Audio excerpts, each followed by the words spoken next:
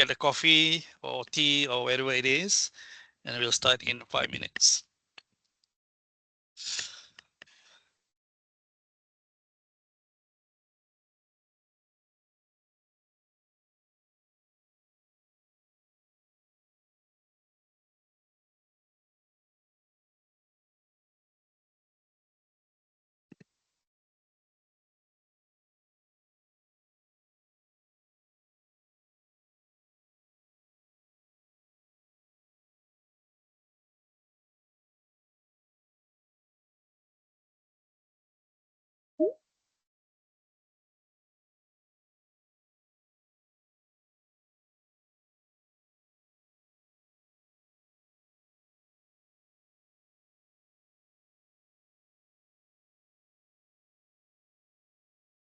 Afternoon, Andre. Afternoon, Anielo.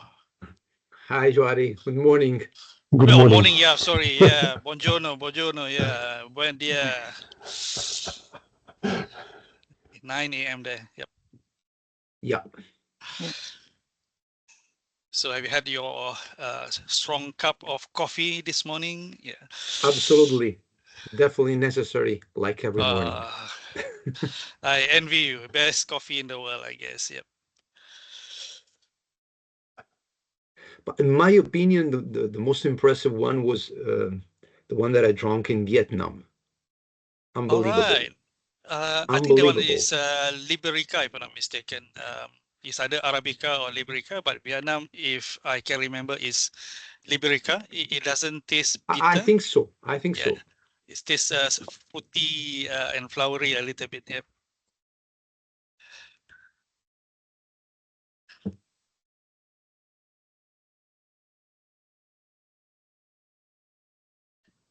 Good morning. Buongiorno. Morning, Carlos. Morning. Yes. Good morning. Morning. Good morning. Hey.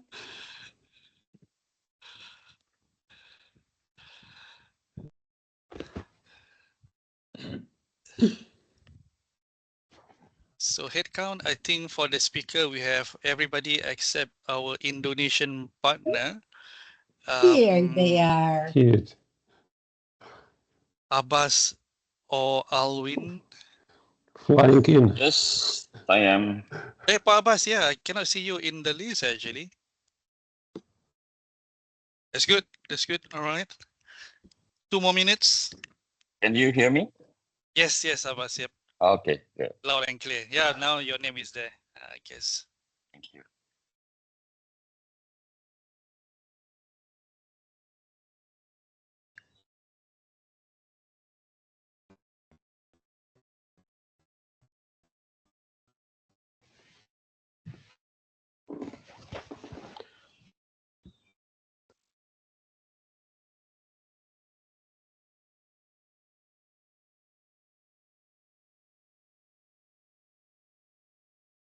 Is Alvin already joining? I don't think so. I cannot see him in the list. So hopefully he will join shortly. Dennis is here. Not yet, Abbas. Sorry. Yeah, I already called him. Thank you.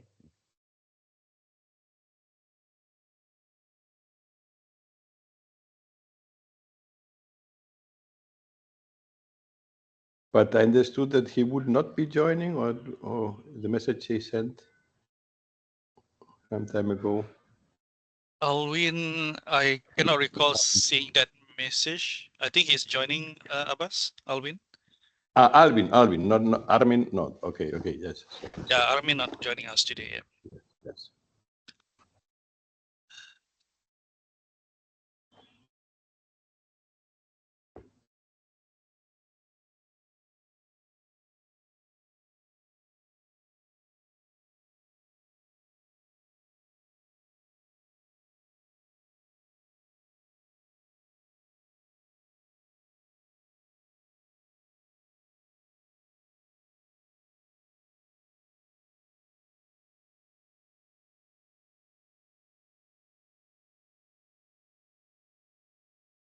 All right, it's 3 p.m. on our side, 2 p.m. in Indonesia, and 9 a.m. in European.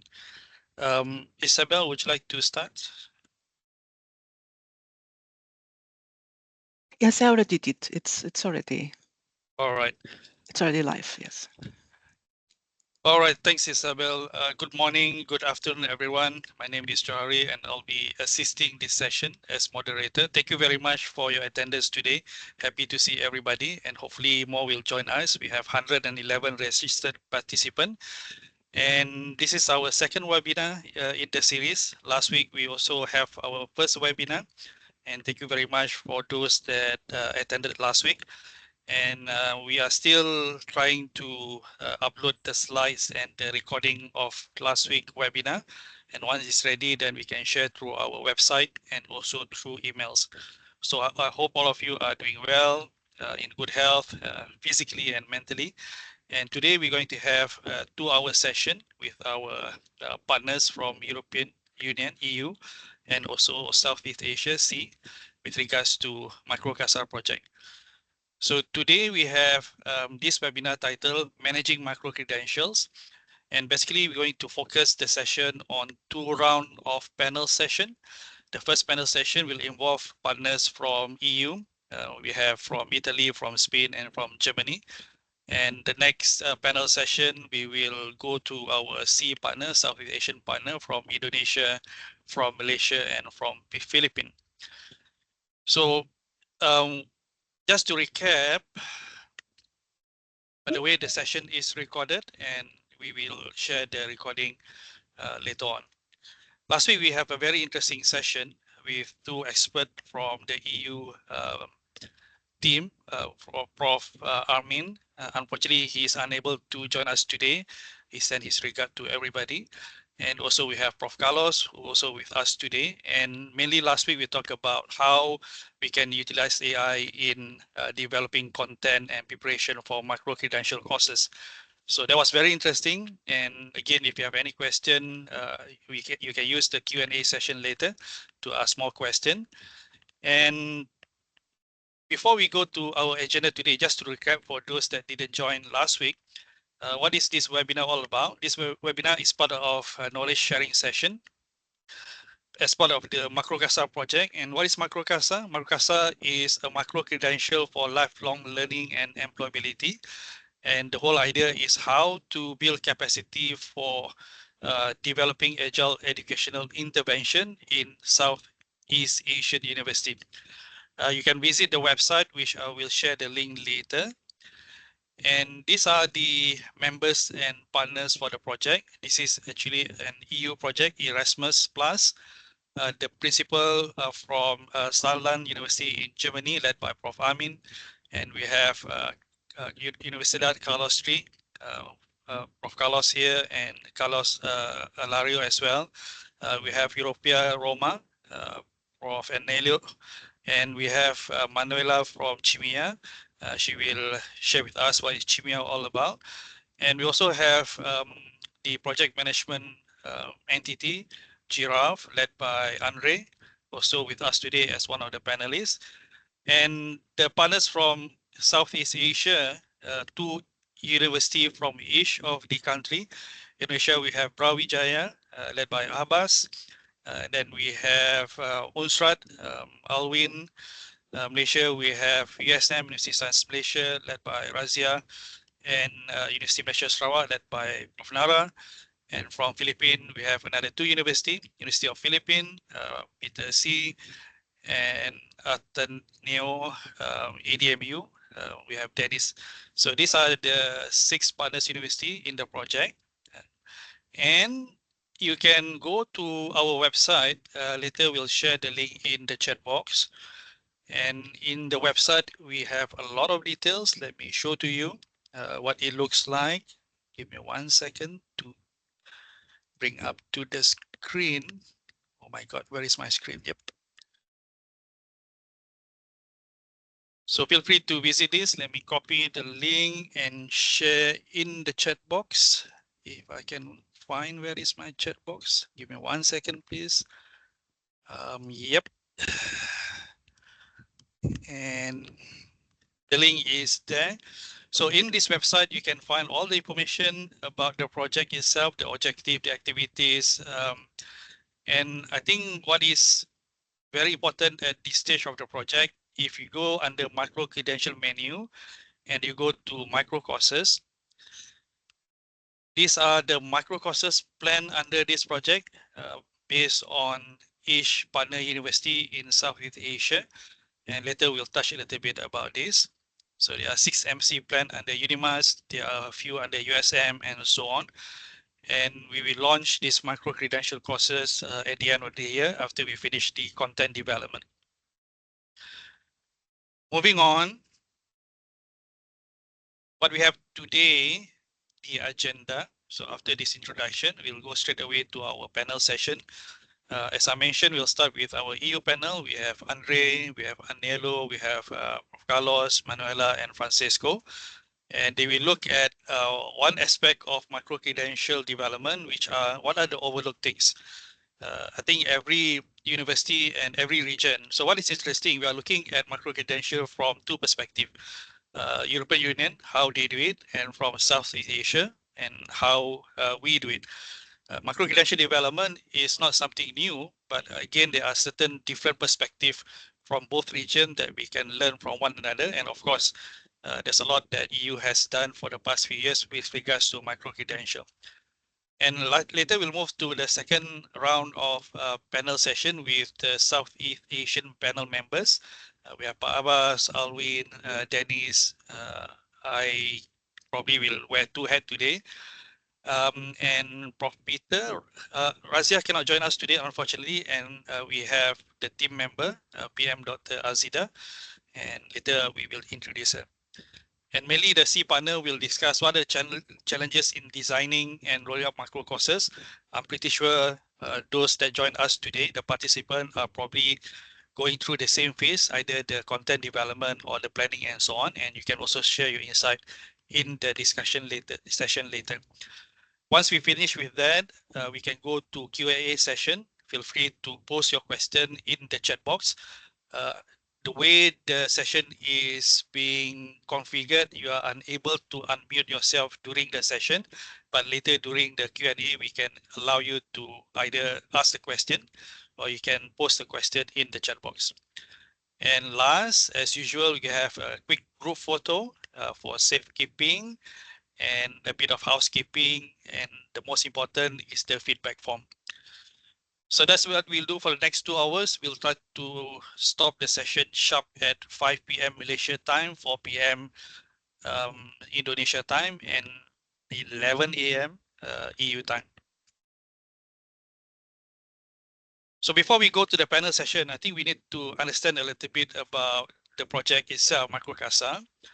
If you go to the website, you can look at the details of each of the stages. So basically, there are 6 stages altogether within this project, which span 3 years. Some of the stages overlap with one another. Work Package 1, WP stands for Work Package. This is where we did a comparative study between the practice of micro-credential across the C partners in Indonesia, in Malaysia, and in the Philippines. The report, I think, is ready, and we will share the report through the MICROCASA website. Then we have moved to the capacity building program, whereby the objective is to share the best practices in developing micro-credential courses for the educators. So this one also we have completed this, and the report will be completed soon. And we are currently in Work Package 3, or the third stage of the project. This is where we currently doing 2 very important steps. The first one is on co-design the micro-credential courses. Co-design meaning that the EU partner work together with the C partners in coming up with the proposed MC courses. That one already completed as of last month, June 2024. And now we are moving to the second component of WP3, which is on the development of the courses itself, the content development. This is where the content will be developed together with any videos, any material assessment, and so on. And tentatively, it will take 6 months until the end of this year, 2024.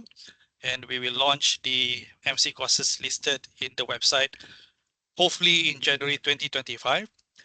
And of course, we have the assessment mechanism. This is led by Andre, WP4. And also there is a package on awareness, excellence, and sustainability, how to share the reports, how to share the activities and so on, led by Razia. And of course, WP6 is the overall project management and coordination led by Salan and the Prof. Amin himself. So what we're going to do today, we are looking at how or what are the challenges overlooked by the development team when it comes to MC courses. That one is from the EU perspective. And from the C partners, we will share a little bit what are the challenges from our side throughout the project. Even though it's an ongoing project, but it's good to share what we have faced currently or before, and we can share the outcome from that later on. So that's basically what we're going to do today for 2 hours ish. And let me introduce the panelists. I think what we will do later, I will invite the panelists to introduce themselves in more details. From EU, we have Prof. Carlos Delgado Cruz from Carlos III in Madrid, Spain. And we have Prof. Anelo Maron from Europea, Rome. We have Manuela Coston from Chimea. This is probably similar to MQA in Malaysia. So this is the agency or the body that control the quality. But that one I will let Manuela to explain later. And together with Manuela, we have Francesco, also from Chimea. He handled international project in Chimea, if I'm not mistaken. And last but not least, from EU is our project management expert, Andre. He has more than 30 years experience in managing project at his fingertips. And from Southeast Asia, representing USM and also MQA is Prof. Azida. So she's wearing 2 hats today. One hat is, she's also the member of USM team for MICROCASA. And she's also currently being seconded to MQA, which is the Malaysian Qualification Agency. That's the agency under the government that look into the quality control and accreditation of courses in Malaysia. We have Ahmad Basuki, Pak Abbas from Brawijaya. We have Alwin from Unsrat. We have Peter C from UP. And we also have Dennis from Ateneo. So these are the panelists for today. And they have different set of questions that they will address. So with that, let me see. I think I have one more slide. So a bit of housekeeping. The session will be recorded and it'll be shared. If you have any question, as I mentioned, please post in the chat box. Myself and Isabel will look into the chat box. And what else? The slide. I don't think we have any slide today, but the introduction slide, if you're interested, we can share later. And last but not least, there'll be an e-certificate for all the participants today.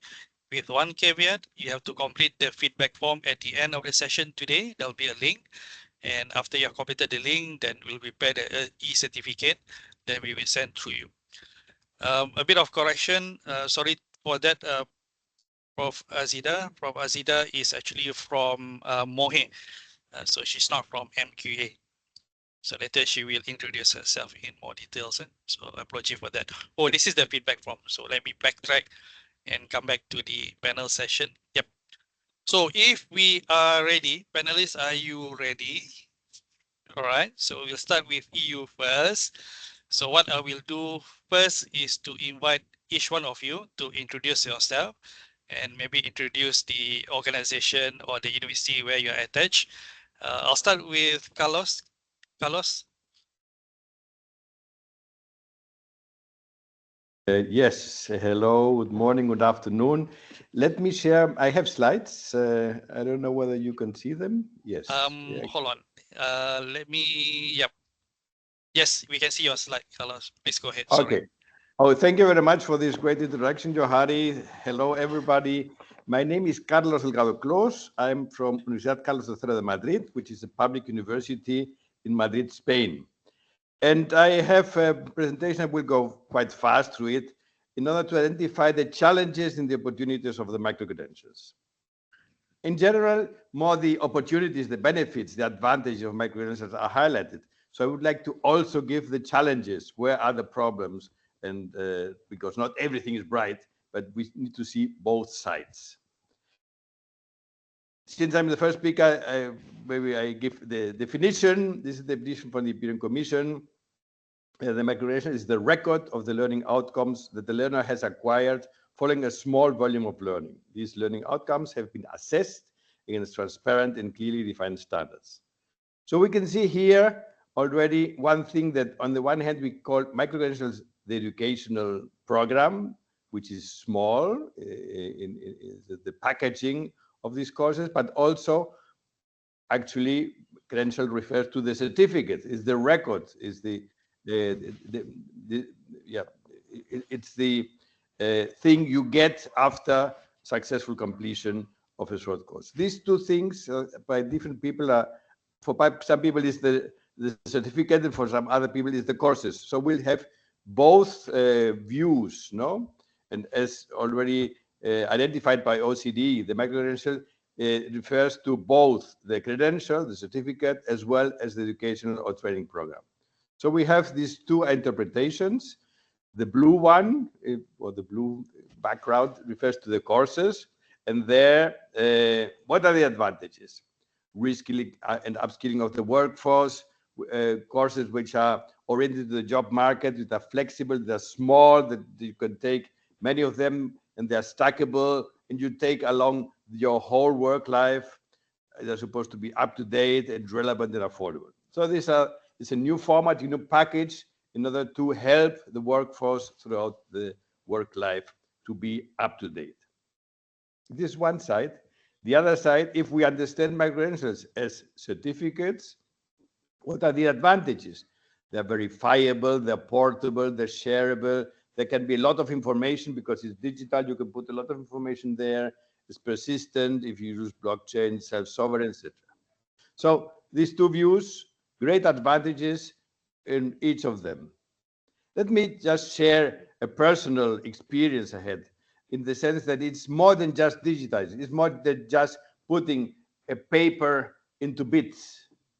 I recently completed the Italian course, A2 level, very basic, and I could have got a paper signed by the director of the institute, which I could put in the drawer or put on the wall. But rather than that, I got the PDF, which was, rather than signed in person or signed by hand, signed digitally. Okay, I still can print it out and put it in the drawer. But on top of that, I got something else. I got a digital badge. A digital badge that I can put with one click, put on LinkedIn. And automatically, it would also create a post so that all my contacts could see it. And suddenly, I did not expect it, more than 1,000 people congratulated me, saw it, etc. And you could see from all around the world, from Boston, from New York, from Berlin, from Madrid, etc. So you see, with one click, I could just tell the world something which is unimportant, really. I didn't expect it to be so big. That suddenly, well, I could express this unimportant thing to the world, and some of the people I had seldom contacts suddenly got in touch with me. So this is an important issue. We could do this all before, but it's a much higher cost. The reduction of friction is tremendous. Okay, these are the two views of the advantages. Let me also go briefly to the challenges. In the blue, so as courses, what are some problems there? I will refer to them very fast: fragmentation, quality assurance, governance, adoption, and some other open questions. No? On the one hand, this is a term which is used worldwide, which is great marketing, but means different things in different countries. For instance, in Spain, a micro-credential is less than 15 ECTS, so credit points, the European credit points. In the Netherlands, it goes up to 30. In Belgium, up to 20. In Ireland, up to 30 again. So a micro-credential in the Netherlands is not considered a micro-credential in Spain, for instance, no? If it's 30. You know? So the definition is not clear. And also the level, the education level. Is it higher education? Is it professional education, etc.? No? In some countries, there's a legal underpinning. In Spain, this is officially in the a law. In others, it's just a recommendation. So there's a fragmentation, definition, and understanding of what the micro-credential is. Then quality assurance. The different countries have the quality assurance institutions that are used to assure the quality of large programs, 3 years, 4 year programs. How to assure the quality assurance? A small micro-credential. I mean, it doesn't scale. You cannot use the same system you have in place to do the quality assurance of great programs to just small, you could say, subjects. So something has to change. More institutional quality assurance is needed, something because it's not possible to do the same process of these small units of learning. The governance. Universities and other institutions have a lot of inertia. They have to change the internal structure in order to do the governance of this new format. Normally, universities, education institutions are well organized to serve bachelor programs, master's programs, PhD programs. This has always been done, but now a change in mentality in states of internal organization is needed to put in place in order to govern well the issuing of micro-credentials. As Andreas Schleicher from the OCDE says, universities must change or lose their place to alternative education providers. So we have to change, we have to adapt our universities to this new context. And there are other open questions which I will not go into. Let me go to the green view. Challenge of micro-credentials as certificates. Again, there's a lot of fragmentation. Many different providers, many different technologies, centralized technologies, distributed technologies like based on blockchain, open budgets, European learning formats, so different formats there. And well, there's a fragmentation. And I think quite soon there will be interoperability among formats, but right now it's a quite fragmented area. Okay, this let me come to an end. I think overall micro-credentials are needed, are very necessary for the workforce in these times where the technologies and the world is changing so fast. Thank you very much. Thanks, Carlos. Very interesting. I think we move on for all the panelists first, and we can take questions later. So with that, let's move to Anelo, and I think let's do this. After this, Anelo, then we have Andre, Manuela, and last but not least, Francesco. Is that all right? Okay, Anelo, the floor is yours. Thank you. I also have a presentation. I don't know if you can see it. We can see it. Thank you, Anelo. Can you go for presentation mode? Okay. I'm Anilo Merone from Università Europea di Roma. I'm Associate Professor of Civil Procedural Law and part of the MICROCASA project. Università Europea di Roma is private university in Italy, and we integrated in our academic pathway micro-credential since a while, and my presentation will be focused on how to develop a project that make micro-credential a concrete part of the student experience. Of course, we used to consider micro-credential for our academic offer also devoted to the people already engaged in the labor market, but we also try to answer to the question, how can micro-credential interact with the formal study pathway and be used to bring new value to the university system? There are several reasons to look at open badges.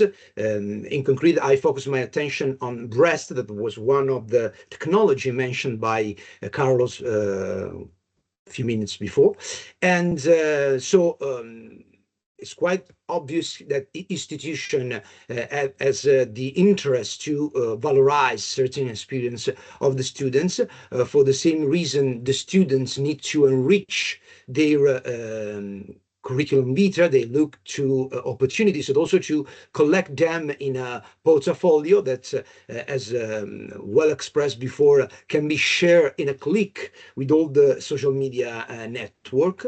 And also the companies are really interesting to verify competencies that the students acquire during their academic pathway. So we look at micro-credential, but we integrated into our academic pathway BEST. And maybe sorry, BEST. BEST is a system developed by Cineca in Italy, but spread out also in other country in Europe, and actually involve 156 organizations, more than 50 university, and the model that they adopt is a badge, an image enriched with standard metadata that makes the competencies acquired by the students really personal, safe, and verifiable. And in concrete, the request from the university is offer certainty about who issued the academic credential, but also certainty about the owner of the credential.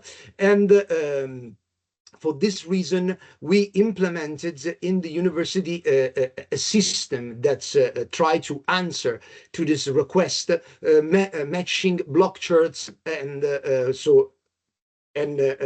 open badge.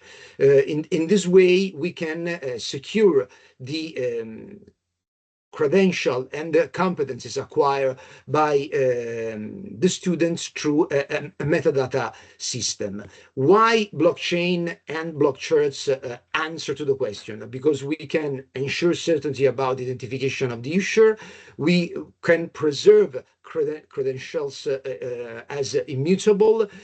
We can ensure the certainty of the learner and respect personal data and user rights.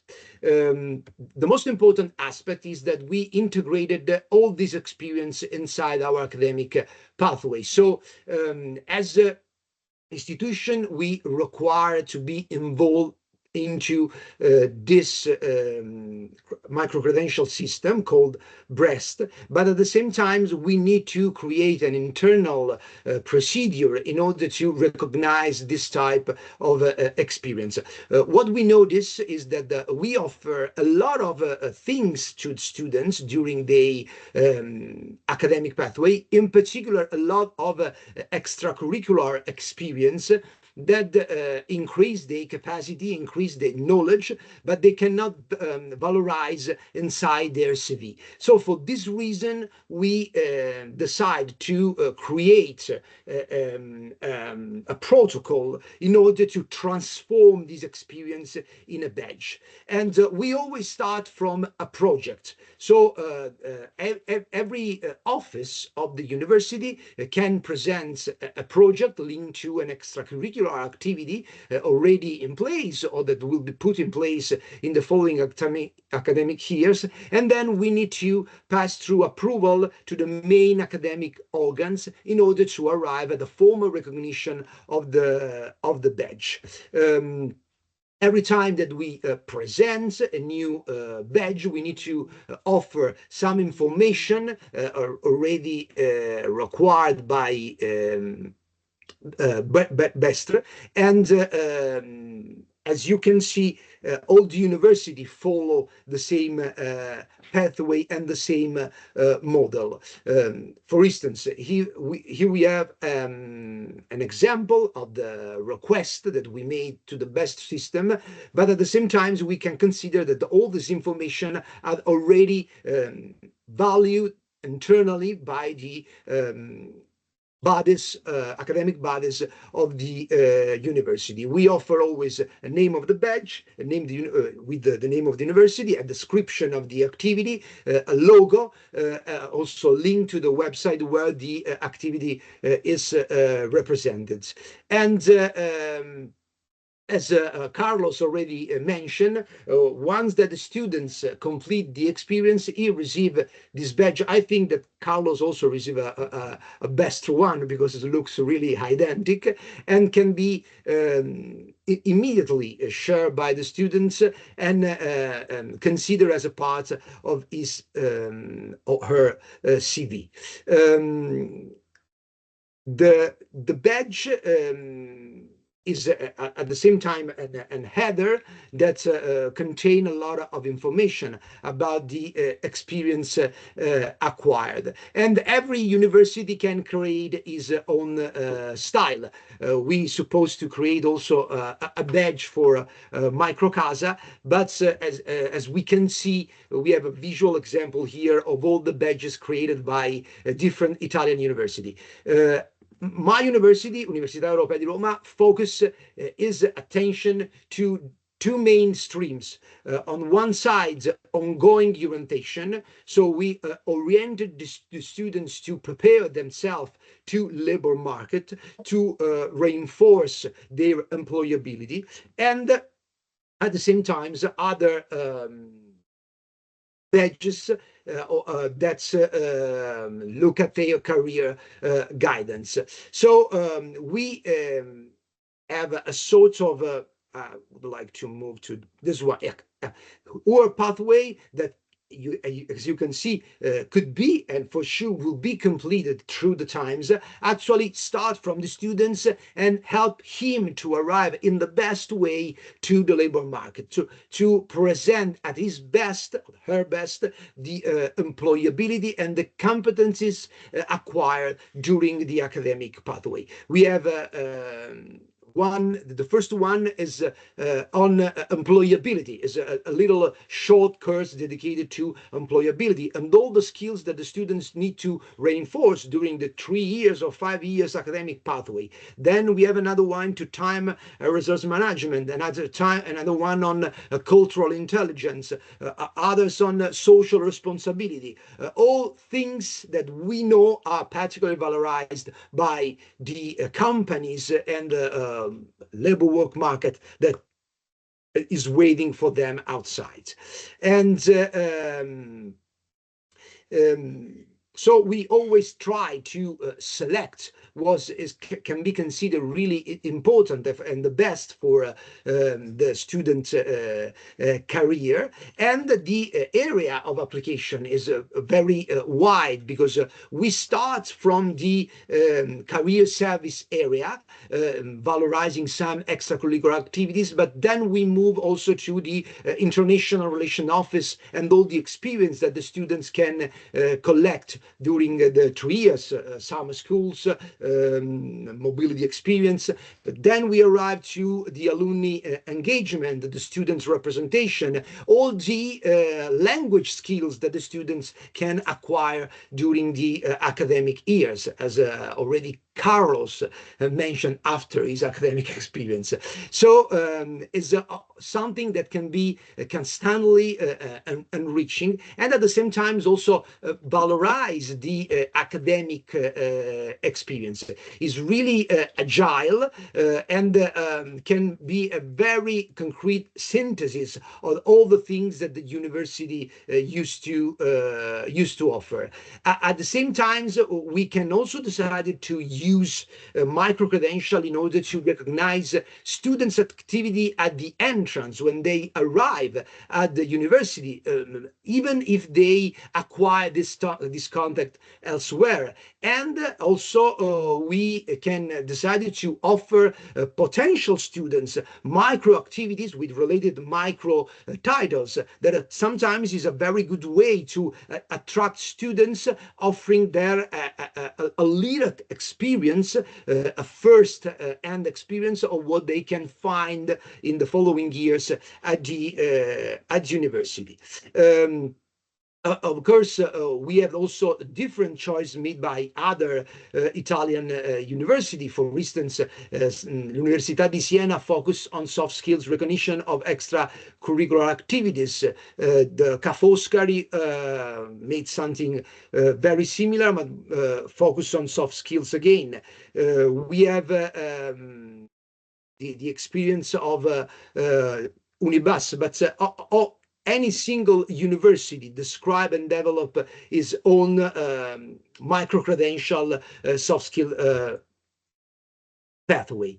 And at the moment, we are work on an experimental project about open badge with the idea to, in concrete, try to reinforce this chain that I already showed to you and collect and make full all the different aspects within 2025. So in our experience, this is a very good opportunity for the institution in order to valorize what we already are offering and also have a concrete push to enlarge our activity, curricular and extracurricular activity offer to the students.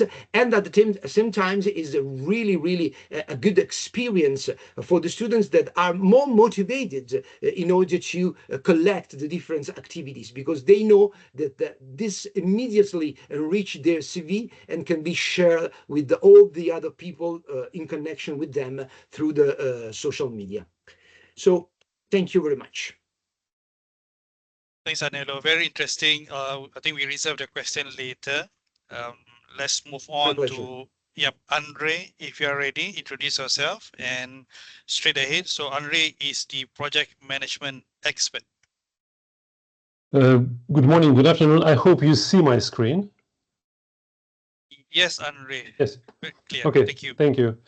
So my name is Andrei Girenka. I work for Giraffe PM ECA. This is a project management consultancy, but also the company has expertise in various aspects of education and research.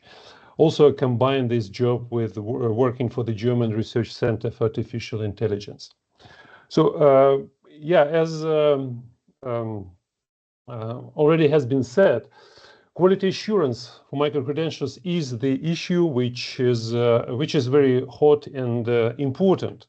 And both Carlos and Aniela in different ways actually touched upon this issue.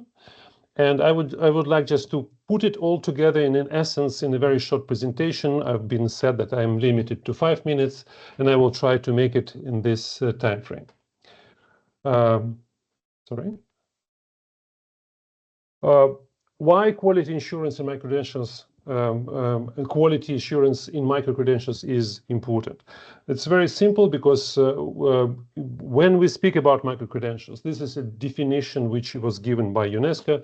In at least 2 out of 4 bullets, we speak about quality assurance and quality-related issues.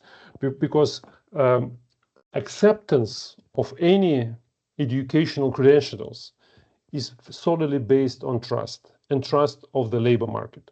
It will be at the end of the day the employer who will decide whether to accept or not to accept any credentials issued by any training providers. When it comes to traditional credentials like university diplomas, this trust was built by decades, if not longer. It's based on solid fundamental of well-established procedures and processes. And micro-credentials is something new which is coming. And building trust will take time, for sure. But it also will take dedication and particular standardization. It's exactly what is happening now. And speaking about standards, speaking about forms of delivery, forms of delivery of certificates, this is an important ramp-up phase discussion, but the main acceptance will be based on practice of implementation and years of this practice. Yeah, if I would use a metaphor of micro-credentials as a letter, which is sent from the training provider to the employer who is trying to or willing to employ the owner of the micro credential. So this is we speak about quality of the content.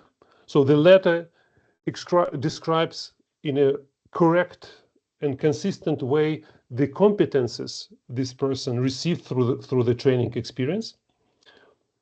And also we speak about quality of the envelope, that the letter is delivered undisturbed, fast, in an inconvenient way.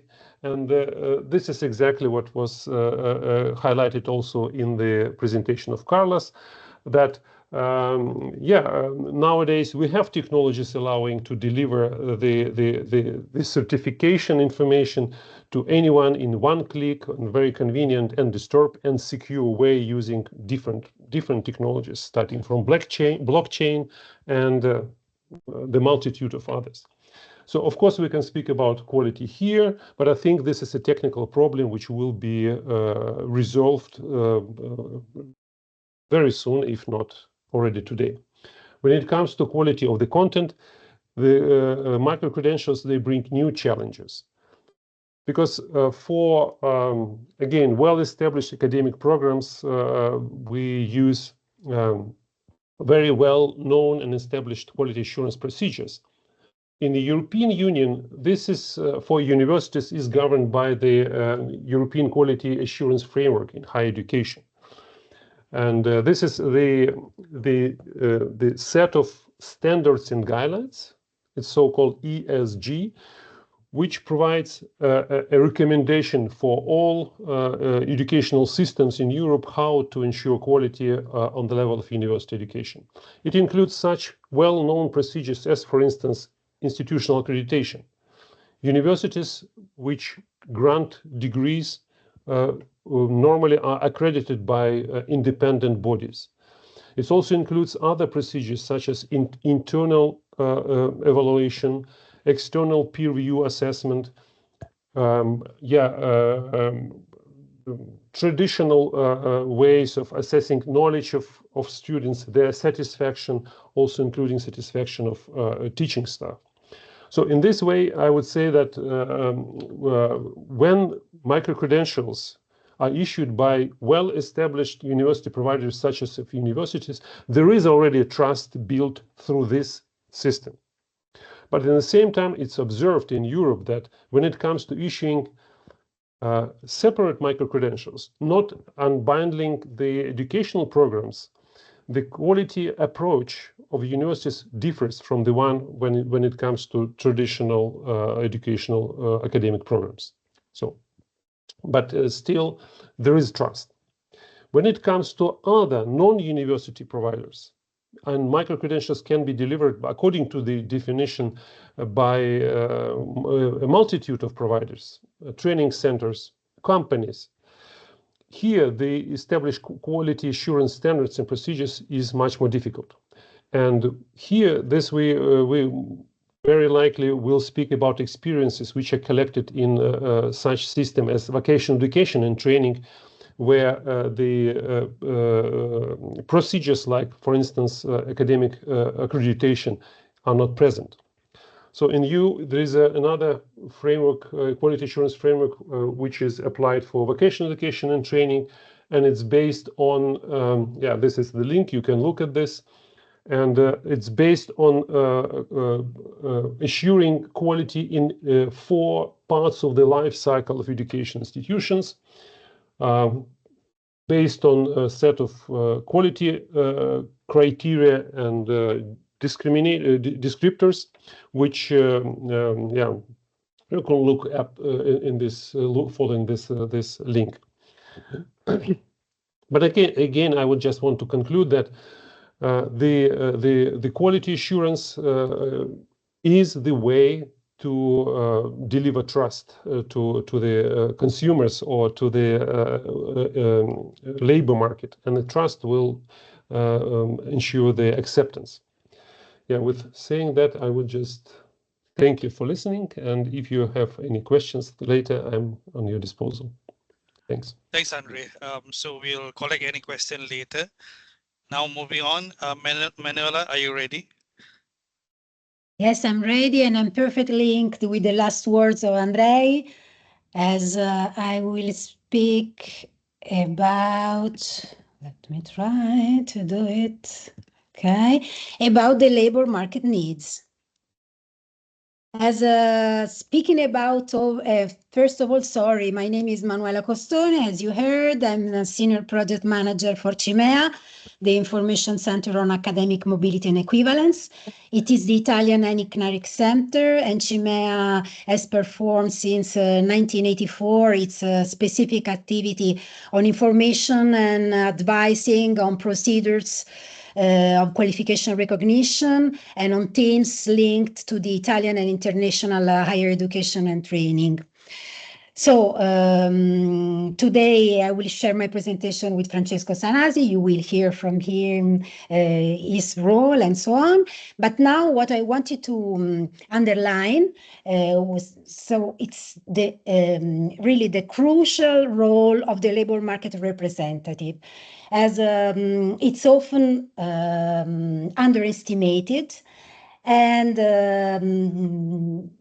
as we all know, many educational programs are not aligned with the actual needs of employers, and resulting in graduates who lacks the skills necessary for available jobs. And micro-credentials offer the solution by providing targeted training that meets these specific needs. But why micro-credentials? I would like to take a step back. Why micro-credentials became so relevant in the national and international policies. We all faced during and after the pandemic the difficulties in adapting competencies to the emerging needs in the job market. And we suddenly understood that micro-credentials were the perfect tool to support us for enhancing the employability of learners and providing clear pathways for career advancements. And going to the point, how can we effectively involve labor market representatives? First, when we speak about labor market representatives, we include industry employers, professional associations, and industry leaders, and so on.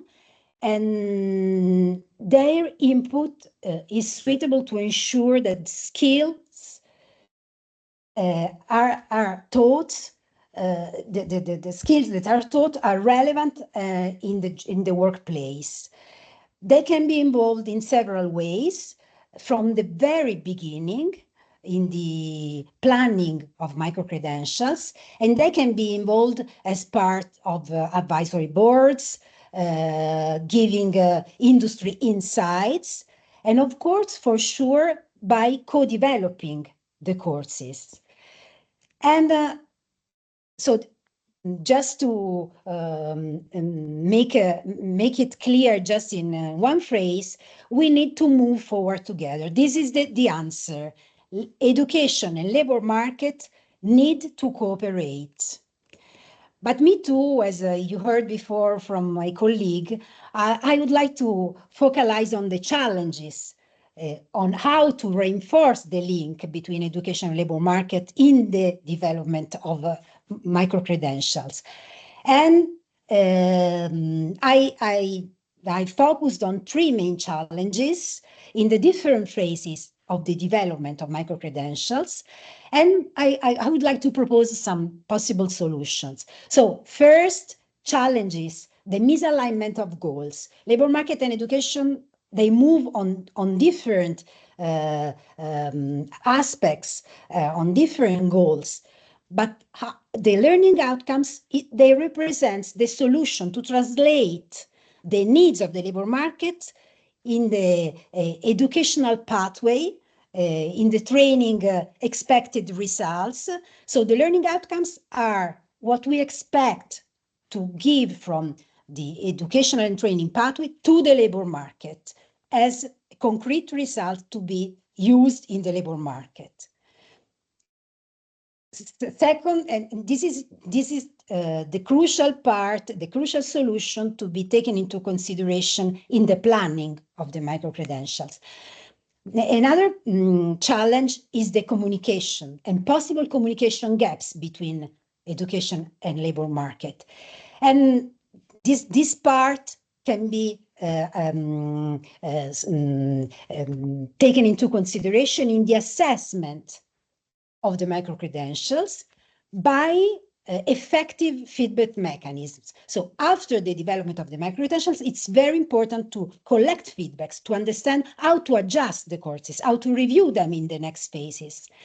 And here we come to the third challenge, the rapid evolution of the labor market. It's very difficult to translate the needs of the labor market in educational pathways and to be updated when they go so fast. So the forecasting activities, in my experience in the projects where I worked in, are really the correct answer, the correct solution to facilitate the updating of the courses on the basis of the new and next phases, based on the next job offers.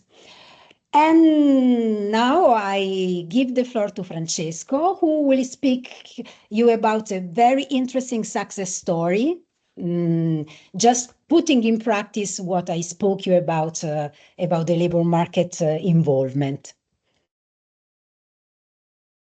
Thank you. Thank you very much, Manuela, and good morning and good afternoon, everybody. My name is Francesco. I'm a project manager in Cimea.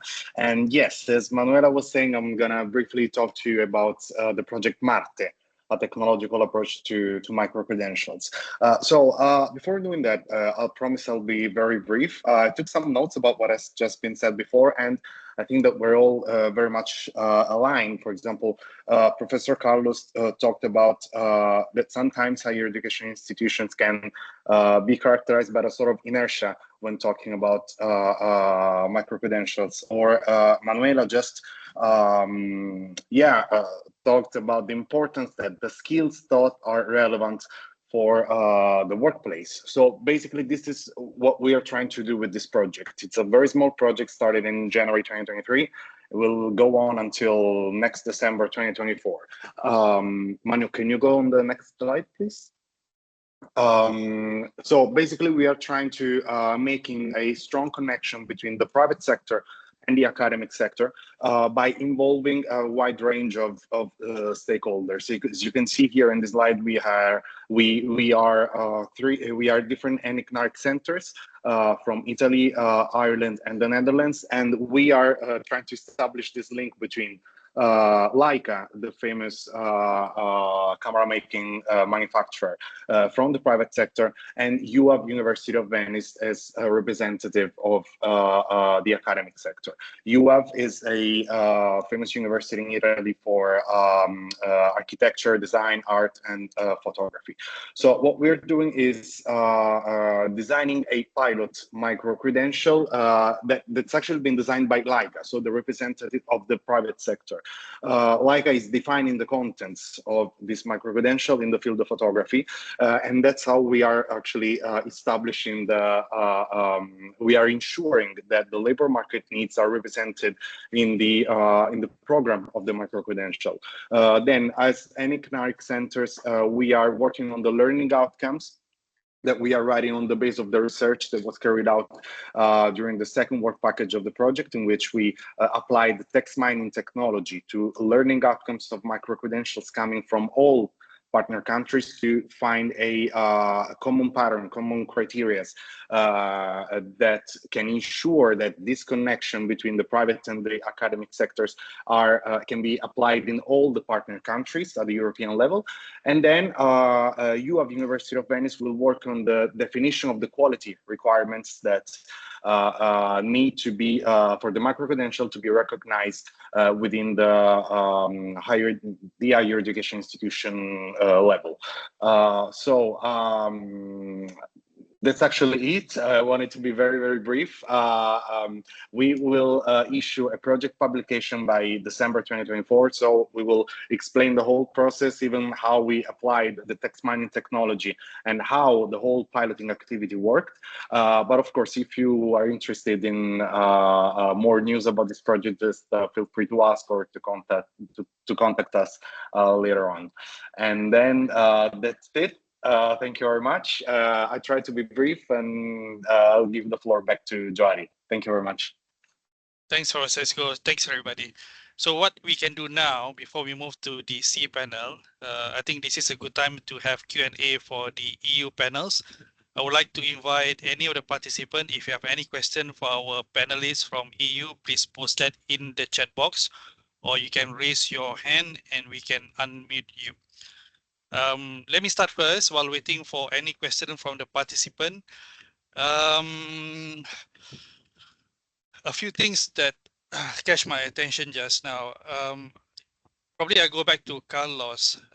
You did mention about fragmentation and so on.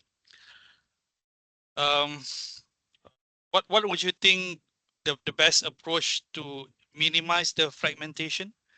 That is probably the same issue that we are facing in Southeast Asia. Carlos, your thought about that? Yeah, I think this happens when many technologies come up. No, if we think of TV, color TV, no, they have the PAL system and the SECAM system, or in different contexts, there's not always one format, one standard that is recognized by everybody, but there are different standards with different advantages from different contexts, and this is, I think, something normal. And with time, then interoperability appears, and maybe some standards disappear and others get reinforced. No?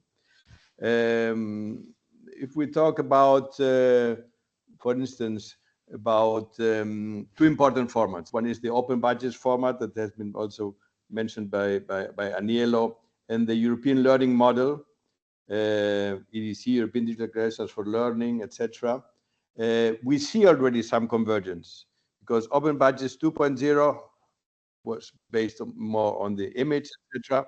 And recently, 10 days ago or 2 weeks ago, Open Budgets 3.0 has appeared, that is based upon W3C virtual verifiable credentials, based on another format. And on the other side, the European standards are also based on W3C virtual verifiable credentials. So we see that with time, there is a convergence coming up. It takes time, of course. And also we see approaches for interoperability, for translating one format to another format. For instance, the project DC4EU, Digital Credentials for Europe, has as one of its tasks to translate from one to another. So I think this is a normal thing at the beginning, diversity, which is good, which is richness. And with time, we see that there is convergence, there's more adaptability and translatability. Meanwhile, we are in between. We have to decide which format to use, where to base upon, and there might be different criteria for doing this. If you have a local provider, if your university is doing this in some particular way, then one might be better to another. So I think this is natural, but we have to be aware, no, of this fragmentation in formats and also in the fragmentation definitions. Micro-credentials are not micro-credentials the same way everywhere. But this is a natural thing, and I think with time, this will be solved. Yeah, thanks, Carlos. I think I can take parallel to, let's say, computer science, where you look at standards, de facto standard and de jure. If you go for de jure, which is maybe pushed down by at international level, EU, for example, or at the country level, so you control certain aspect of micro-credential. So there are pro to get to that. You standardize a lot of things. You can control the quality, but at the same time, I think you limit creativity to a certain extent. If you go for de facto standard, I guess you go for the majority. So if you have a few approach, and I guess the majority will become the most popular, and those are the options actually. So thanks to Carlos. We have one question from the chat box. So let me read this out. PhD student from USM. So the research involved developing and validating MC for medical students. So since MC are accessible globally, so we assume that he or she is developing MC that can be accessed by international participant. Is there an ethical consideration that I should be aware regarding enrollment from participant worldwide? So the main question, is there an ethical issue if you open MC to the rest of the world? So ethics, anybody want to take this question, this panel? Andre, maybe, QA, so ethics, Andre, what do you think? Yeah, I think actually, it's ethical issues are now getting more and more regulated on the legal level. It means that, for instance, enrollment, when you go through enrollment, you have to respect particular regulations. For instance, treating personal data, treating differences, cultural, gender, and any other. So at least in the European Union, there is a set of standards which legally institutionalized, and we need to respect them. Yeah, definitely, this is the case. Yeah. Just a question, Andre. What do you think? Let's say the provider is from Malaysia, the participant from anywhere from the world. So are the participants subjected to the rules and regulation for the originating country, or is it otherwise? I'm not sure about the legal aspect of that actually. Normally the regulation concerns the use of something. For instance, the use of software system or use of information. So in this case, the provider must respect the location of the consumer. So if a learner of the micro-credential, which enrolls in the micro-credential,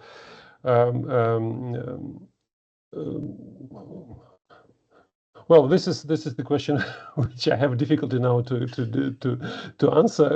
I know that, for instance, if you want to do business in Europe, selling your AI-based solution, then you have to respect European law.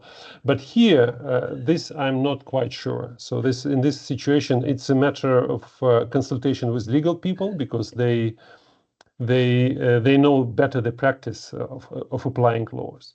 Yeah, and another aspect of the question. If I may, Joari, I think yes. that usually when we offer an academic content, the university have moving from the premises of the question, the ethic aspect. So if the university has an ethic code, all the students involved in that particular course or activity needs to respect the regulation given by the university. And so I think that this remain the main chart to follow. So we need to respect the regulation that the university have developed in order to offer that specific content. Yeah. Agree. Yeah. But I think the question is that, for instance, into your course, for instance, Aniello, there is a person, let's say from Bolivia, enrolling. Do you need to respect the personal data protection law of Bolivia? If the content are offered in it, because the problem is also who is the person in charge to manage the data, and if the academic content are offered by an Italian university, the managing of the data and also the person in charge to do it will be in Italy, in Europe. So we follow the GDPR, that at the same time is the higher level of protection offered worldwide. So we can ensure that in some ways we manage it at the best. Yeah, there is another aspect of the question actually regarding the content itself, because this was specific to medical related content, I would say. I'm not sure whether there is any difference in terms of what you can share from the medical perspective and what you cannot share. So Hiroshi, if you want to add some details, what I assume is, apart from the originating resource provider, the content also maybe affect the ethical aspect as well, because this is related to medical students and I would say medical related micro credential. Any other panelists would like to give opinion about this from EU? Maybe I can comment. No.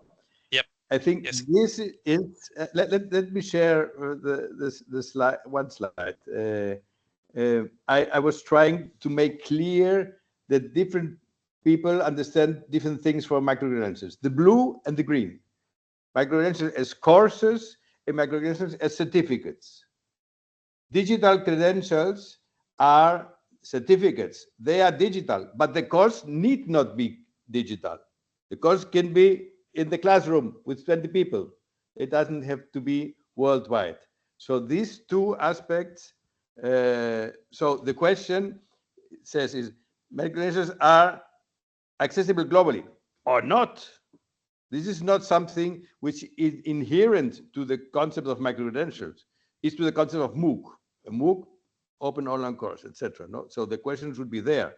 The micro-credentials can be worldwide, can be digital, can be online, but can be or hybrid, or can be just localized face-to-face in one particular place. So this question, although it's very relevant, it's very important, is not the specific to micro-credentials. Is specific to online courses with their different. Yep. It should be answered there, not specifically with micro-credentials. Yeah. If I can return to the ethical issues and medical content which you just mentioned, I would also say that I'm not an expert, but my guess, and I wouldn't say that it's a very well-educated guess, is that the content provider bears responsibility according to the law, I mean local law where the content provider is located, just to comply with the ethical regulation. For instance, European University cannot provide course on using embryonic cells in facial treatment. Yeah. So, but if this course is provided by anybody else outside Europe, I think European students will not be punished for taking the course. Thanks, So, Andre. But yeah, you also provide you also provide a loophole. So if I cannot offer something in Malaysia, then I'll go to I don't know Greenland or somewhere that doesn't have a very strict law and offer from there, since everything is global now. So any more question from the participant to our EU panelists? Please use this opportunity. I just wanted to add something. Maybe we are putting on the same level two different things. So something is the law, and of course the micro-credential has to follow the internal law of the educational system, of the of the institution, and so on. But there are also some options in putting together the elements of the course and the different selection procedures and so on. So something can be decided as an element of the course, something else has to be followed as a law, as a I see. All right. Indispensable element. Thanks, Vanilla.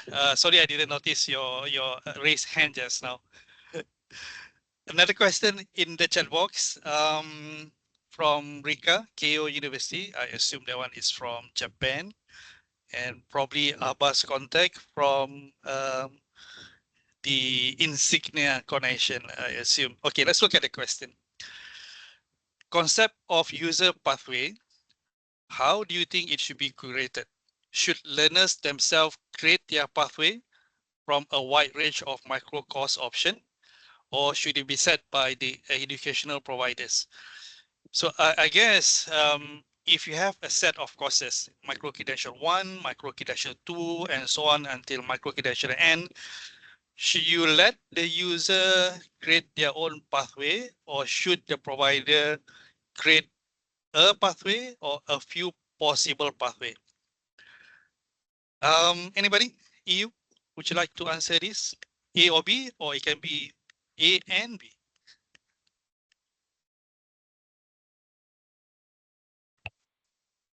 It's a very broad question. It depends case by case. What's the goal? Okay, let's say Manuela, because I think you are dealing a lot with the industry. So from the industry Yes, yes. perspective, I think it is like a preset pathway. What do you think, Manuela? Of course, it depends. We need to start from the needs. Yep. So what are the needs? What do we want to reach? What's the goal of this credential? For who are our target groups that could be interested for upskilling or reskilling? What's the entry requirement for this course? What are the job market offers that can be opened once the learner has followed the macro credential? So after we answer to all these questions, I think we can also give a concrete answer to this general overview. I don't know if Rika, would you like to give us some more details on this, or if it's only an open question? Yeah, I think probably just to add to the details, what I can see, micro-credential provide flexibility as one the advantage. So you can let the learner take whatever path that they think they want. So today I want to do MC1, tomorrow I want to do MC3, and so on and so on. Yeah. But from industry perspective, they don't want you to waste the time. They want you to upskill or reskill or up or whatever term that you use just now in a very short period, so that at the end of your training that they have an option to get you to join the organization or the company. So from the industry perspective, they want to get it done as soon as possible, as fast as possible. But from the university perspective, I guess the main goal is to provide flexibility for certain type of learners. So you are correct. It depends on who they are. If they are an open market student, and I think flexibility is probably the option, but from the industry perspective, I think they want you to finish as soon as possible on a rigid pathway. Anybody else would like to add to that? Rika, is that all right? Do you think you want to add more to the question? So while waiting for other question, maybe another few more minutes before we switch to the C panel. Nelo, you mentioned about blockchain and the consortium and the digital badge. One question which I'm curious, I'm pretty sure there is cost involved in the project. And I would say it's quite substantial in terms of developing the infrastructure, the services. How do you include the cost in the model? Do you pass the charges or the cost to the university partners, or is there a mechanism for you to absorb the cost? Anelo? Thank you, Joari, for the question. We absorb the cost because we decided to be involved in the infrastructure with the other university in order to offer a possibility to our students, and we absorb in the tuition fee the cost. It's not so high, honestly. So if you spread out for all the students that are enrolled in the university, it's a very little cost, something like €1 for each or something like this. So it's very affordable. But is the MC commercial MC where you have to pay to join, or is it to be part of the infrastructure, the best one, we pay an annual fee that allow you to develop a certain number of badge, and you can offer a certain number of badge to your students every year. So we pay this fee annually, and obviously increasing the number of students, increasing the number of badge, also the annual fee go higher, but it's a really affordable cost. To continue that question, Manola, for Chimia, the digital badge platform, do you charge the partners for that, or is the cost absorbed? No, we don't. We move in the framework of some partnership agreements. And of course, there is our role is to bring the availability of the platform. All right, thanks, Manola. One last question from the chat box from Ishar Dita. Oh, I have to get new glasses actually. It's too small for me to read. Okay, let me try to read the question. Since MC should be the means of liberating education, where people can get their knowledge and recognized anywhere in the world, is there some sort of standard that we can agree on across countries in the world? Oh, very tough question.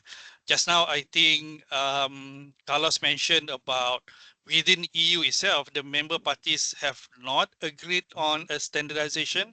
And for us in SEA, Southeast Asia, I think there is um, a move to standardize. I think Azida can share about this later. But when we talk about the whole world, I'm not sure. Anybody? Is it possible? Standardize I would across the world? Yeah, Andre. I would say that, in my view, standardization makes sense. So on this level, it's possible because it reduces costs, it enables interoperability, and it allows people to move freely. So I would not expect top-down approach. It rather bottom up, when people would adhere, or countries or blocks of countries would adhere to common standards because it makes sense. Very true. Even yeah, let's say even in the European Union, education is not regulated like like many other areas of life on the EU level. For instance, we have GDPR, which is compulsory for implementation in the countries. When it comes to quality assurance in education, it's a recommendation. It's not the compulsory law to follow. So it means that it makes there is an agreed standard, and then countries are recommended to adhere to this standard. And that's what I wanted. That's why I wanted to ask you, Andre. When you use the word recommendation just now, it means that it's not a regulation, isn't it? Sorry. Yeah. So yeah, I wanted to ask about this the recommendation term that you use. So you explained just now, which is interesting.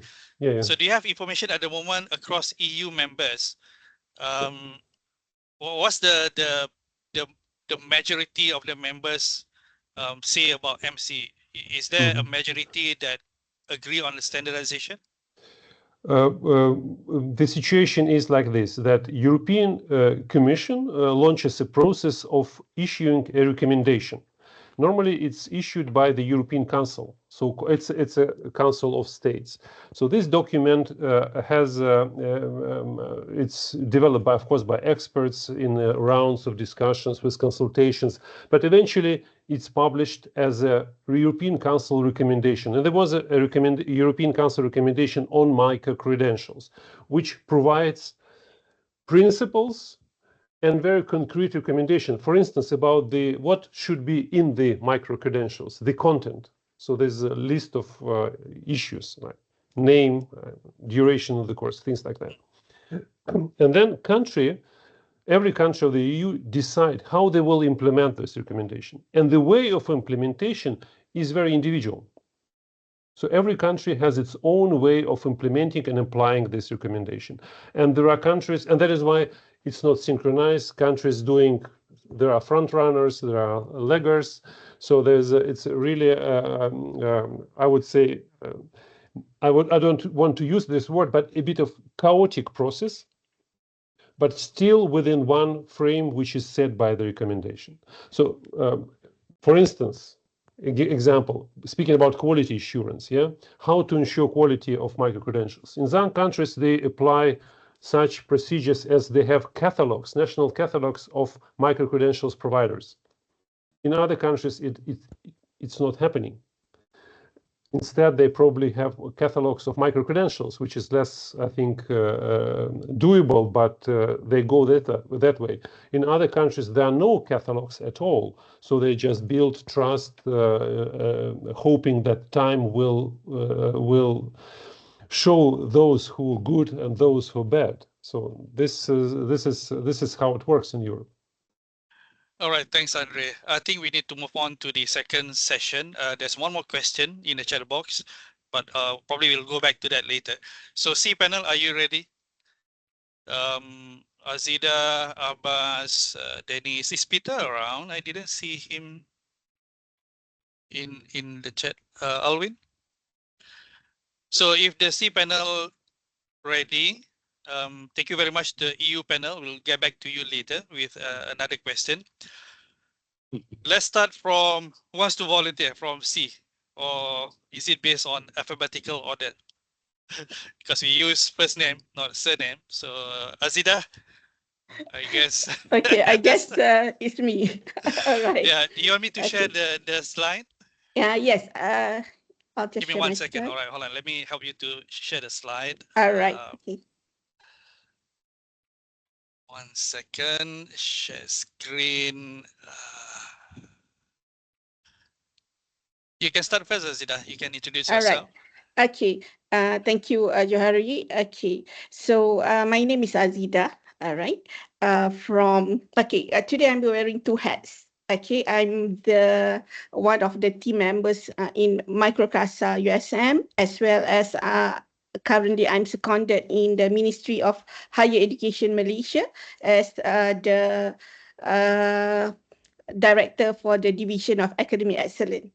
Okay. So I would like to discuss on the challenges in designing and rolling out micro-credentials. It is Malaysia experience and initiatives, right? So let me just go back to 2018, whereby at that time, I was the deputy director in CDAE USM, whereby I can say that we were the pioneer of micro-credential in Malaysia, maybe, right at that time, 2018, whereby we tried to we try to start with our own micro credentials. You know, most of the people in Malaysia, they don't know what are micro credentials. So, and at that time we were not sure how and where to start, but we just start.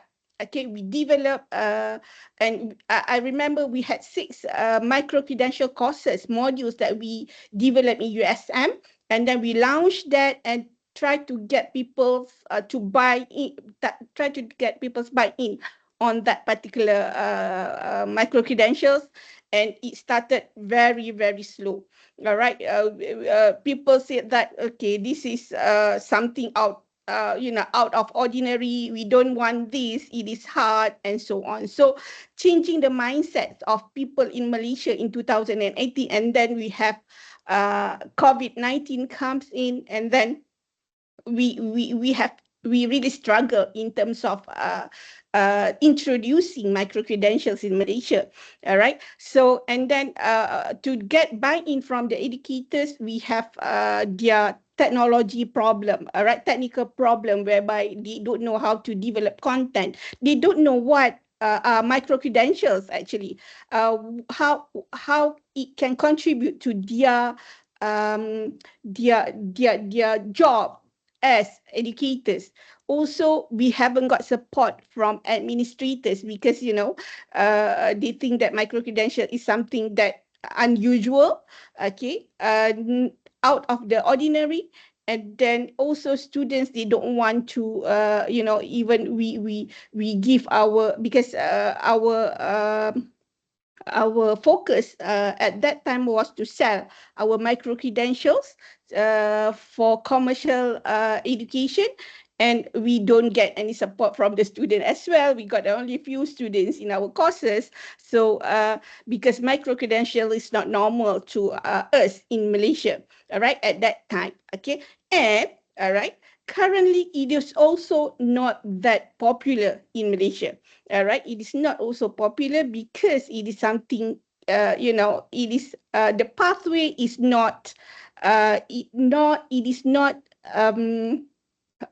really focused. They don't know where and how to get their certificates and so on. All right. And then also, beside changing the mindsets of educators, administrators, and students, we also have problems in terms of technology barriers. Okay, because for example, currently in the ministry I'm looking at, I'm managing all the public universities. We have 20 public universities in Malaysia, and then it is and we have 388 private higher education institutions, right? But I'm managing only the public university. So in the public university, which is funded by the government, they have less financial support, all right, meaning that, you know, we don't have new equipments, new facilities. Okay, it is a very slow movement in terms of equipments and facilities, all right. And then also content development, we have to get all the educators or the instructors to develop their own content, all right. Compared to the private higher education institution, they have more money, they can hire instructional designer to help them develop the content, which is why our public universities are struggling, because the technology barrier is very high. And then we have lack of financial support for the universities. And then in terms of curriculum integration, all right, so we have the traditional, the conventional academic program, and then we have problem in terms of making it micro-credentials courses, modules, and offering it in the different ways. All right, meaning that, you know, people are used to the conventional way, and they think that going different ways is really hard, and they don't know where to go. And what would be the approach in terms of integrating micro-credentials in our curriculum, as well as how to start, how do we do the stackable degree, and so on. And then we also have problem in terms of, okay, how do we transfer credit between institutions? All right, so when we talk about credit transfer in Malaysia, we do have guidelines on credit transfer for micro credentials, with which the MQA, Malaysian Qualification Agency, already published in 2020. However, they only use it as, you know, internal credit transfer, or just, you know, to support the conventional academic program, not fully for stackable micro-credential program. Okay, and then we have problem in terms of the acceptance by stakeholders. All right, gaining buy-in from the educational institutions, employers, and learners are hard, meaning that we have less participants from the industry, for example, an educational institution, to get them to develop or to offer micro-credentials are really hard. And then we don't know the value and recognition of micro-credentials. For example, in USM, okay, we have our own micro-credential platforms, whereby we offer many, now we have more than 500 modules, okay, that can be offered for micro-credentials. However, okay, it is hard for us to get the recognition for the micro-credentials that we offered, because it is for lifelong learning. All right, standalone micro-credential, not for academic recognitions. All right, so next, Johari. Okay, so these are Malaysian initiatives, okay, whereby we have numerous of initiatives by the Ministry of Higher Education. All right, we have guidelines, we have support, and then we try to actually develop framework for micro-credential, and we are currently developing Malaysian micro-credential framework under the ministry, as well as here I share our publications, okay, JPT's publication. You can scan the QR code to see our publications on various ways to develop micro-credential, to develop online learning, to develop industry-based courses and so on. All right. And for MQA, Malaysian Qualification Agency, we have a guideline for a student, SAMC, standalone micro credentials. Okay, we have APEL. APEL is accreditation of prior aspirational learning, and we have APEL M, whereby APEL M is the APEL, the accreditation for qualification using micro credential. We had that. Okay, we are having that, but we don't know how many people, how many are using it currently. All right, and then we have also GGP, good practices for QVC. QVC is quality verification center for micro-credential and etc. So we have many initiatives in Malaysia to support micro-credentials.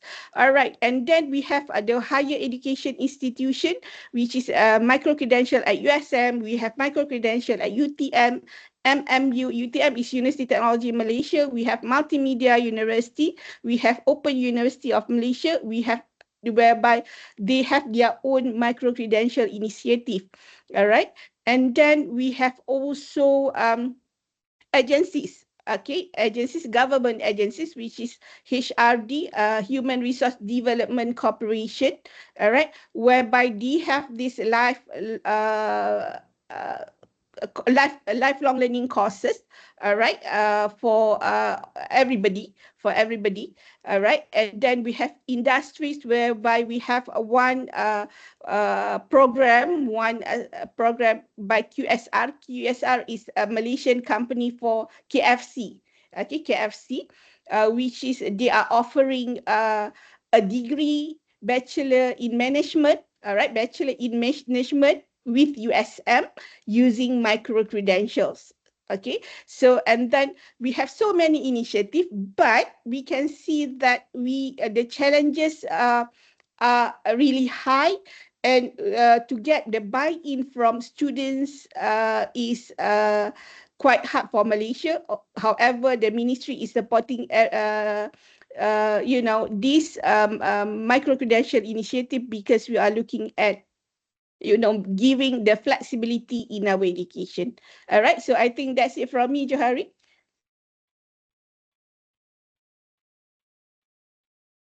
Thanks, Aida. Very comprehensive. Reserve any question after this. Can we move on to Indonesia? Pak Abbas, are you ready? Let me stop sharing. Yeah. Thank you, Johari. I'm not going to use the slide, but let me introduce myself first. My full name is Ahmad Basuki, but you can easily call me Abbas as a shorten of my names. I'm from Universitas Brawijaya, currently serving as a head of Department of Informatics Engineering Department and Faculty of Computer Science in Universitas Brawijaya. Going into what Indonesian perspective and challenges regarding the micro credentials, we may not really that care into the definition of micro credential, but as I remember studying from 2019, the president creating some initiative regarding the pre-employment card, which is addressing to the upskilling and reskilling. And starting from that 2019, there are many institutions, especially from under Ministry of Labor, starting to offer some sort of what we may know as of today as a micro-credential programs. And specific to our ministry, which is Higher Education in Indonesia, is under Ministry of Education, Cultures, Research and Technology, creating some initiative in 2021. What we call as a program micro-credential, credential micro, or it's shortened as a micro-credential program, which is as a part of the initiative that the ministry have the flagship programs in 2020. There was like introduced the program called Merdeka Belajar, or independent learning, meaning like liberating the learnings. The essence of that, the Merdeka Belajar, is to allow the students to have activities outside of the campus, and then being rewarded up to between 20 to 40 credits. If in some presentation, I mean, like informed in Professor Carlos regarding the recognition of recommendations, the 1 credits in Indonesia equal to 45 hours learning. Right. So meanings like if the student can, the providers of micro-credential program offering up to 900 hours in a semester, then the student can get recognitions up to 20 credits. So basically, that directions implement starting from the regulation from the ministry that was initiated in 2020.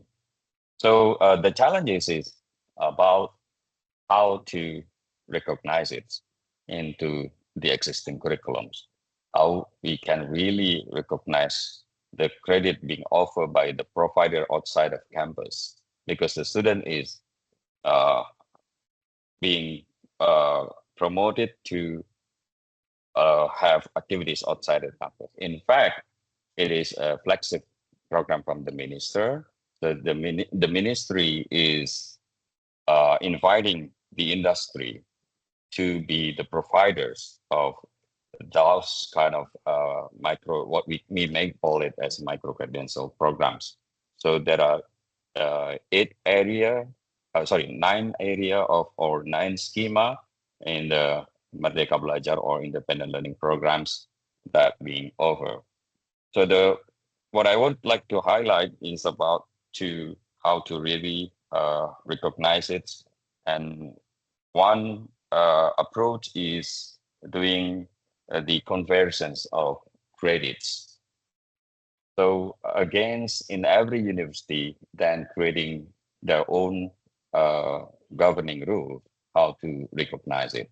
In one university may be able to recognize those 20, but some other university may not really allow to may not really recognize it up to that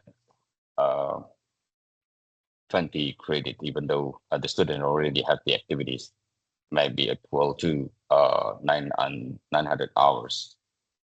And the other challenges is about the labor market.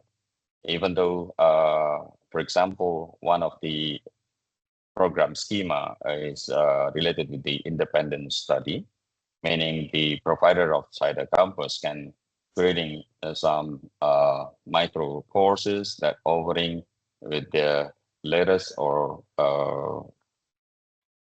competencies, and then student will take it. But after took that micro course and leading to the micro credential they earn, then go back into the university and trying to recognize somewhat conflict maybe with the learning outcome that a study program should follow. Because sometimes it is completely different with the directions of the learning outcome, outcome of the program study that being designed. In any really employ the students after that, because the students are mostly still active in the study program. So we allow the student after or entering the third year to get into the activity outside of campus, and then rewarding with the micro credentials conversion. I think that's what I would like to mention for now. Back to Johari. Thanks, Abbas. I think last but not least, Philippines. Either Dennis or Peter around. Dennis? We have another, I think, 5 to 10 minutes for the Philippines before we go to the last Q&A. There'll be a short session on sharing a study counseling micro-credential from Salan. William, can you get ready after this? I will let you share the link to the study counseling MC. Dennis? Yeah, I think Peter will go first. Oh, Peter? Peter, yeah, Peter. All Peter. right. See you. Hi, Well, Peter. Yeah. just to say that we have similarities in issues, especially those raised by SIDA of Malaysia, similarities around issues in qualification framework.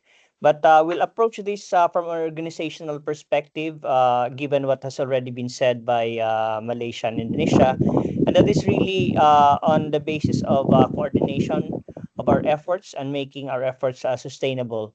So right now, we are hitting uh, a quite a challenge in terms of the kind of organization we have to put together. These issues probably only make sense to Filipinos, especially those working in government like us, because the idea is to have support from government, but at the same time maintaining independence. And not there are not that many models out there. The foundation, private foundation, as an organization carrying this out, would be hampered by governmental regulation and challenges as well. So we are opting, we are looking at these choices. Number one, a special purpose vehicle. Another is government controlled corporation. And more recently, with the help of our College of Law people, we're looking at Science Council model, so that we can have a consortium and organization to address issues that have been raised so far. And we are not in no rush. We are in no rush. But certainly, we're looking at issues of standards, quality, and recognition vertically in across organizations and industry, as well as within the government bureaucracy. Those are in charge with instruction. So basically, that's it for my end. If you have any concerns or questions, I'll be happy to answer them. Thank you. Thanks, Peter. Thanks a lot. I think now we can open the session to the participant to ask the C panel. But while waiting for the C panel, one quick question to all the reps from the country. Let me start with Azida first. Turnaround time to get approval from MQA, how long does it take upon completion of the course, MC? Okay, so we are not, if we talk about micro credentials per se, okay, to MQA, I don't think that we have, the turnaround time whereby, because we have the currently we have only stand-alone micro credentials to be approved. All right, and then we are not looking at academic programs. So usually what happened is in MQA we have accreditation for academic programs. Okay, for example, bachelor in computer science. All right. However, for standalone micro credentials, we are looking at modules. All right, and it is for standalone micro credential, we have 1 credit. One credit, which is 40 hour for student learning time. 40 hours. So I'm not sure in terms of how long does it takes for one micro credential to be approved by micro credential by MQE. However, based on what we have now, all application for standalone micro credential will go to the QVC. Quality Verification Center, which is now MQA has approved various QVC in Malaysian universities. Okay, so it will go through the QVC and then they will look at the quality of the micro-credentials, and then they will approve whether the micro-credentials, the courses are up to the standards of MQA. All right. So in terms of the time, I'm not sure about that. Yeah. So that the approval is decentralized. Each university can approve their own standalone. It can be only approved by the quality verification center that has been appointed by MQA. Oh, I see. All right. Yeah. Okay, I understood. Okay. Peter, Philippine, how long does it take to get approval? Which one? The MC, say you propose any MC, how long does it take? We don't have an official body yet on approval, but in terms of taking the micro credential, we're looking at around the same time, about same learning time by the student, about 50 hours actually. So that's the delivery of the course itself, isn't it? That's the delivery. The approval, not much is happening in that area just yet. But the last experience we had, the group, the micro credential people, we pretty much work it out in spread of months to get to produce a group approved credential. I see. All Micro right. credential. Yeah. Abbas, Indonesia, how long does it take to get approval, if any? There is no such kind of that, but the ministry is, like requesting us to offer in some of the platform in what we call ICE. All right. Maybe So Alvin can also add. Yeah. There is no Alvin? such mechanism. So the approval is at the university level. There is no national level Yes. approval. Okay. All right. So makes sense. Okay. Any question from the participant to all the panel? So I think one similarity I can see from Malaysian approach. The challenge is if you look at who monitor the quality control, if it is academic related, it's under the Ministry of Higher Education, correct, Azidangan? And Yes. if it's Yes. industry based, is the Ministry of Human Resource. Yep. Yes. So there are two ministries that oversee micro credential for different target group. So if you are from the industry, then HRDF, which is an agency under the Ministry of Human Resource, is responsible to look into the quality and manage the accreditation, I would believe. So if that's that's precisely the kind of scenario we're trying to avoid by putting together the consortium right from the get-go.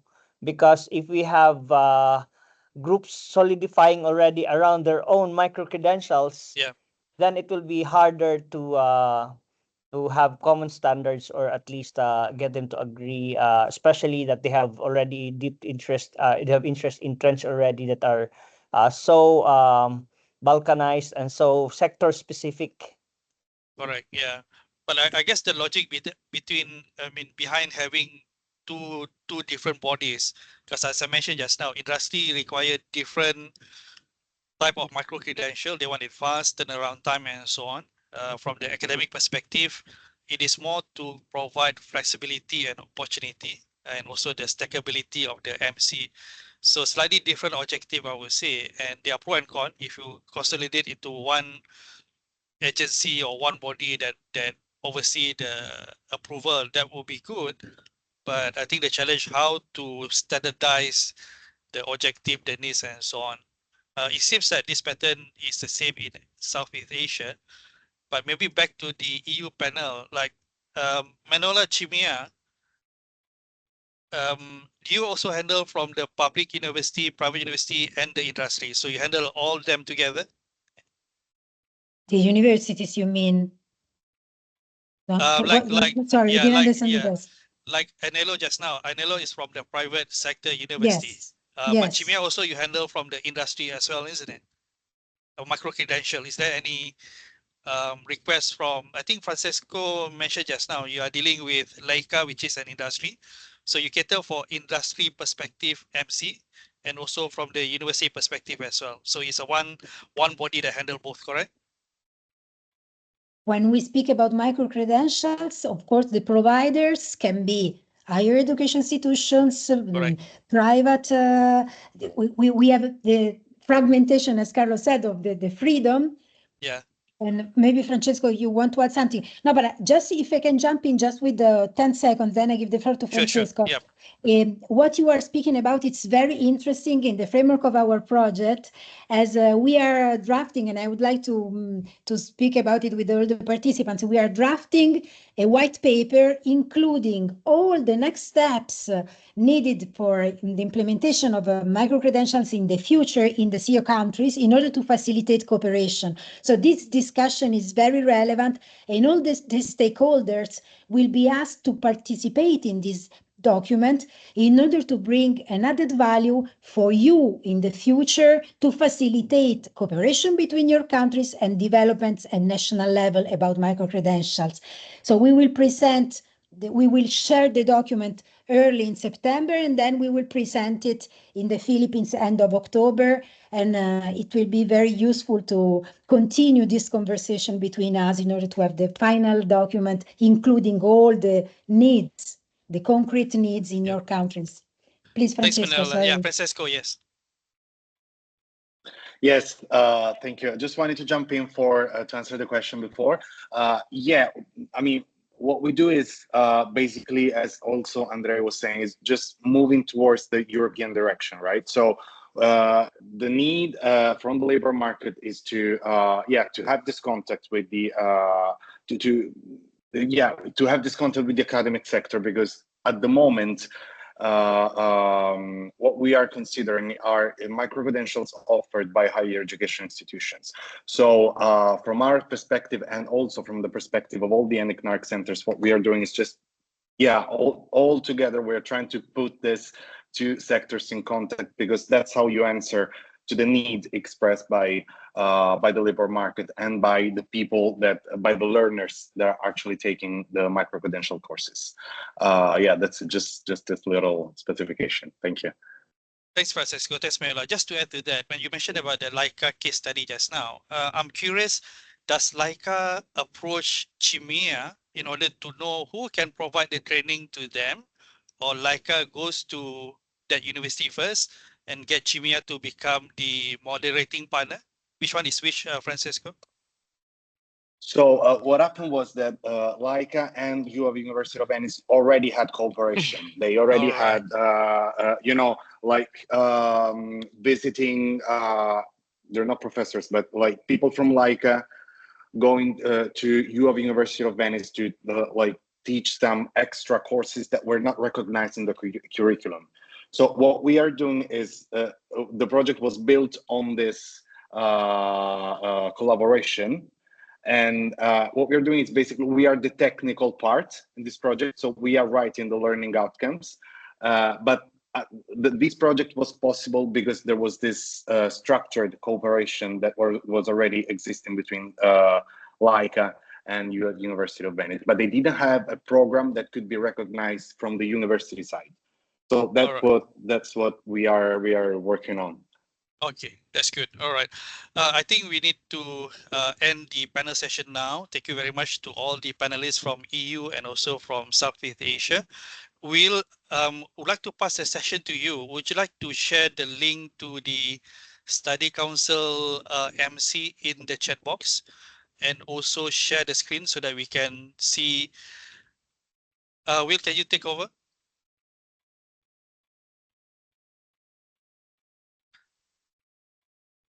So just to add to this, this was also shared in the previous webinar last week. So if you have done this, it's the same thing.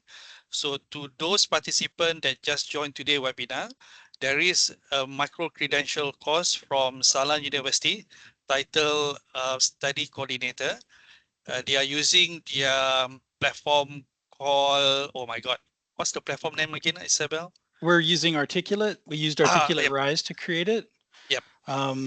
I've shared the link. You may not be able to click on it here on the screen, but I shared the link in the chat. Yep. We are trying to get as many people to test it. We do need the feedback before we try to chase credentialing, which would be great. We used Articulate because of the capacity it provides that, of course, we can share it here on Articulate directly. We were able to publish it through them as an LMS, since not everybody has access to Sarland's Moodle or any of that. But you can also download the courses in a way that you can put them on your own LMSs. So the capacity for Articulate was very handy for us to be able to share this with all the partners. So in order for them to see this course, they need to register. It's a free registration on Articulate platform, and they should be Yes. able to see the course. So would you like to show quickly the landing page of the course, if you can access that, so that they can have a clue about what it looks like? Maybe they don't have time to browse it now, but we will share the link to them after this. So to those interested, this is a very good example of micro-credential platform. If you're using Open Learning or Moodle and so on, maybe the navigation is slightly different. But this is the first time I've looked at Articulate. It looks really good. Are you planning to show this, Avil? Yep. Okay. Yeah, I'm trying to get there. Because I'm the administrator, I don't necessarily have the capacity to show what the actual landing page you get to looks like. All right. You will see the study coordinator course itself, study coordination, and it'll be.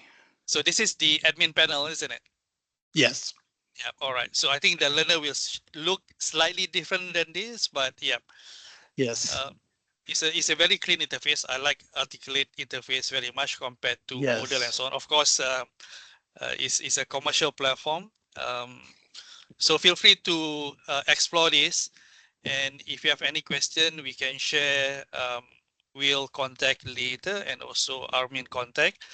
And how long you plan to allow this to be accessible? As long as possible. We've got it open for as long as possible right now. Because we can update it as we go. That was another nice thing with Articulate, of course, is that capacity to be able to improve it as you go while we're building things up. And has this been offered yet, Will, to participants? It's only been offered here within the groups for the webinars. I see. Because we do need to make sure everything's working right before we chase accreditation and try to get things ready to send out.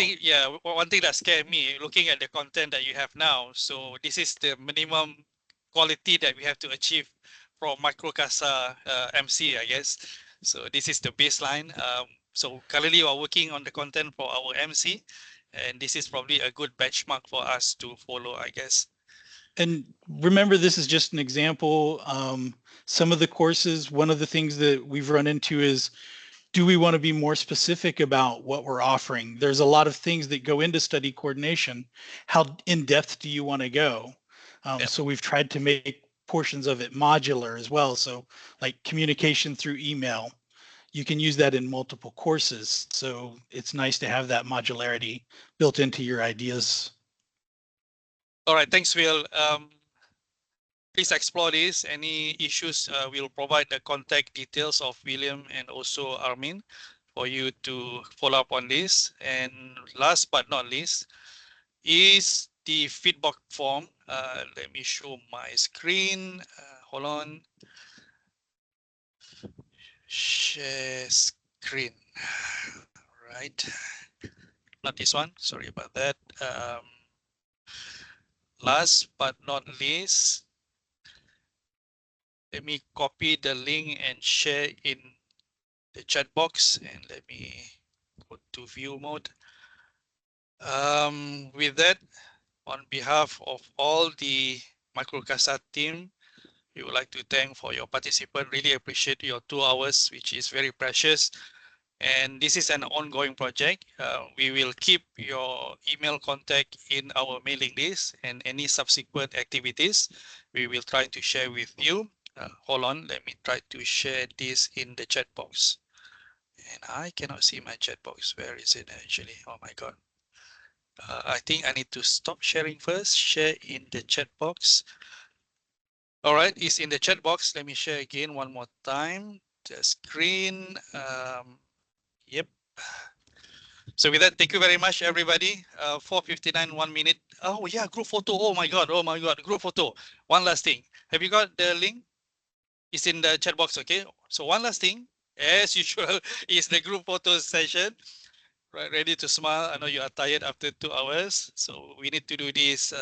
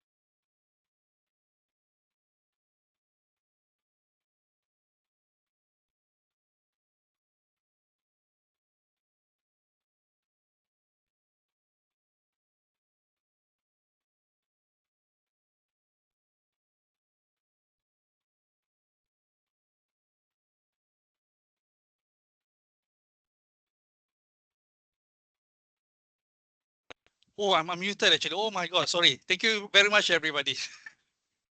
Take care. Bye bye. Anything, we'll contact you. Bye bye. Thank you.